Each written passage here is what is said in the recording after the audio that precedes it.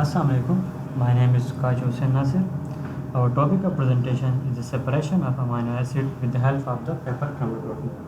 My topic of presentation is the type of paper chromatography. There are total 5 types of paper chromatography.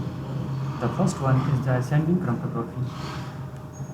In this type of chromatography, the development of paper occurs due to the solvent movement or travel in upward direction on the paper.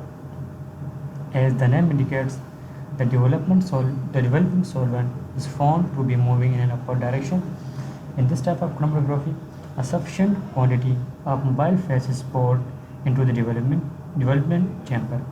Sample and reference are spotted on a line drawn a few centimeters from the bottom edge of the paper suspended in the solvent with the help of a cotton thread and clips. The second one is the descending chromatography. Here development of paper occurs due to the solvent travel downward on the paper. So, in descending chromatography, the solvent travel down the length of paper suspended from the top inside the developing chamber.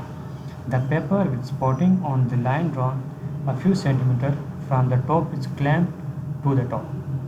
The third one that we are going to discuss is the descending chromatography.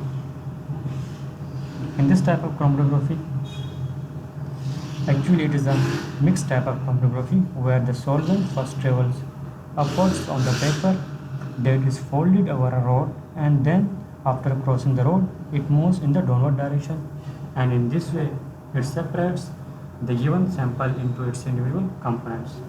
The fourth one is the radial or circular chromatography. In this type of chromatography, the separation of the sample component in the form of concentric circle occurs.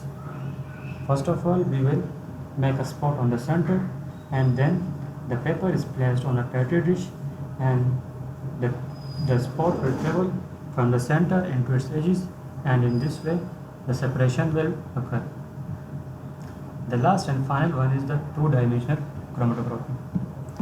The two-dimensional chromatography is a type of chromatography technique in which the injected sample is separated by passing through two different separation stages.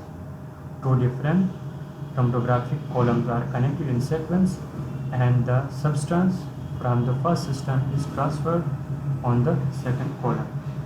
Thank you.